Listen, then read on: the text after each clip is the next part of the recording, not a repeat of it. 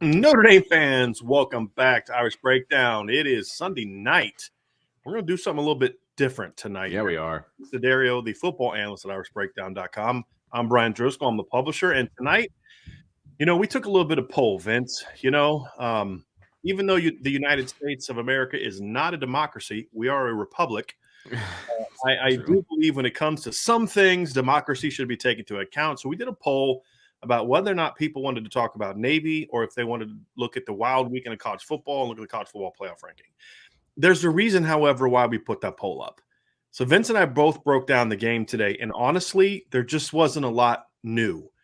We had the things that we talked about last night confirmed, and it just would have been a lot of regurgitating what we talked about last night. I went back and watched some of the schemes that Navy did. There wasn't a lot different. There was a couple little variances, but it doesn't explain what we saw. It didn't really change anything. Defensively, it was just as good on the rewatch as it was the first time. Yeah. Confirmed, I thought about the multiplicity and the diversity and did I play that up too much? Just wonder, because those are all the things that I think about when we do when we rewatch the game is to try to see if there's something we discussed last night after the game that we see differently. That's the whole premise of the show. And I tried. Well, I'll tell you one thing. I'll tell you one thing that I did notice as I was watching. You can tell that this Navy team is young and inexperienced in triple because their triple was less complex than the high school team that I cover. Because they didn't have a lot of things they could turn to, yeah. Right. The high school team that I cover has a 3-year starter at quarterback. He's been doing it a long, and you can tell he's calling plays by himself, all of that. Navy's not there yet. No. And even though it's a college program versus a high school program, they're not there yet. And so when I was rewatching it, I was even more reminded of the fact that it was a very basic game plan. It was a very basic triple option. They just didn't have a lot of things they could turn to. And I think the way that Notre Dame played, I don't think Notre Dame left them with many options. That seemed to be and you could just see the way that Ken Niumatalolo was reacting last night, that he was really frustrated. Yeah, absolutely. There just wasn't anything he could dial up. Right. And there just isn't a whole lot new for us to talk about. And the one thing we always want to do is be fresh and be new and not just regurgitate the same things we did last night.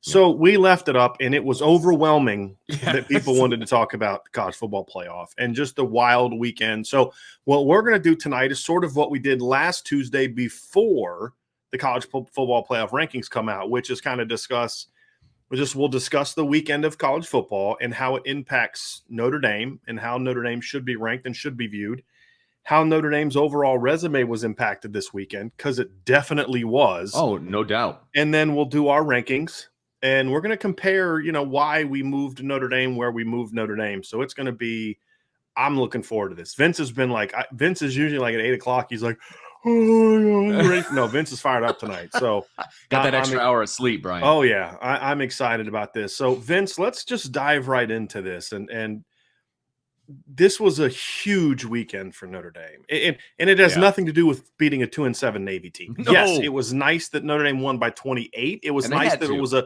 convincing win. I think that score late in the second quarter is going to be huge, because 17-3 looks a whole lot different than 10-3. The committee made a comment how they were just only up on North Carolina 17-13 last week, and all that other type of stuff. But when you looked at it, that was big. They kind of blew Navy out in the second half. It was a really, just statistically, it was almost over a 250-yard difference in yards.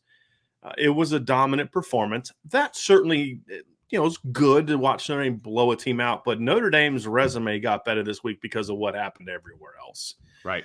And there was sort of an inside straight that happened for Notre Dame, with the exception of Cincinnati losing to a bad team or, something like that. Like, it would have been great.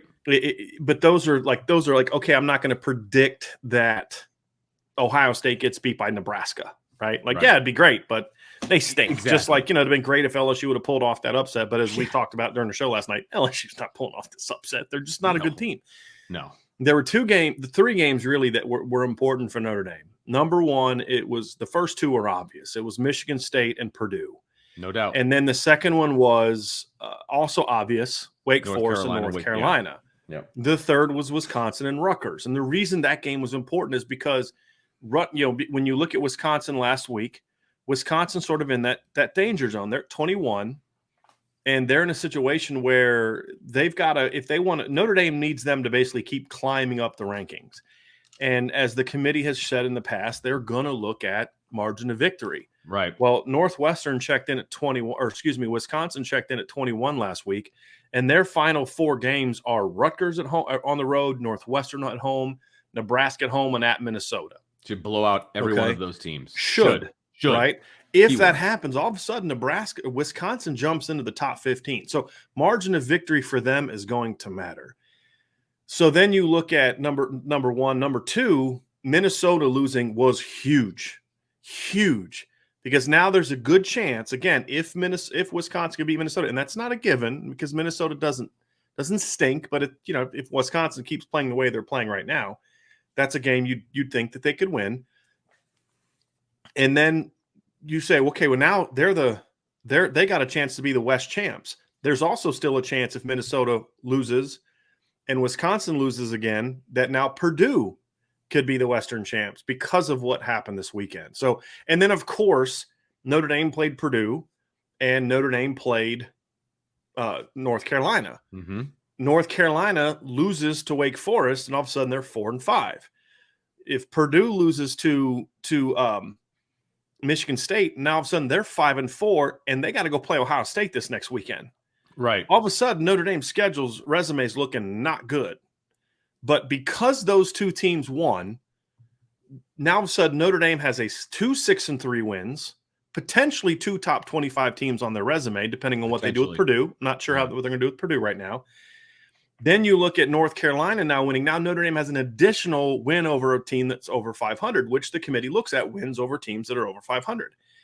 And so now Notre Dame, Michigan, and Michigan State all have 3-1 records against teams that are over 500. Last week, Notre Dame didn't have as impressive as a resume. So those 3 things were huge for Notre Dame. What was also big for Notre Dame is not so much that other teams lost, because Alabama didn't lose, Ohio State didn't lose, Oregon didn't lose, Cincinnati didn't lose, but they all played like crap. Yeah, exactly. So, Notre Dame's not going to pass any of those teams, nor should they yet. But they gained on them. Yeah, the gap is closing. That's the key. Yeah, absolutely. So it was then when they do lose, because I do feel like Cincinnati, maybe they don't lose, but I just feel like they're so close to losing that they're going to stub their toe eventually. Ohio State has an opportunity to lose, obviously. Oklahoma has an opportunity. I mean, everybody above them has an opportunity to lose. And so when that happens, or if that happens, Notre Dame has closed the gap so that they will then jump those teams, even the undefeated ones potentially, with Notre Dame's 1 loss. So it does affect Notre Dame. It does. Mm-hmm. And yeah, I'm in.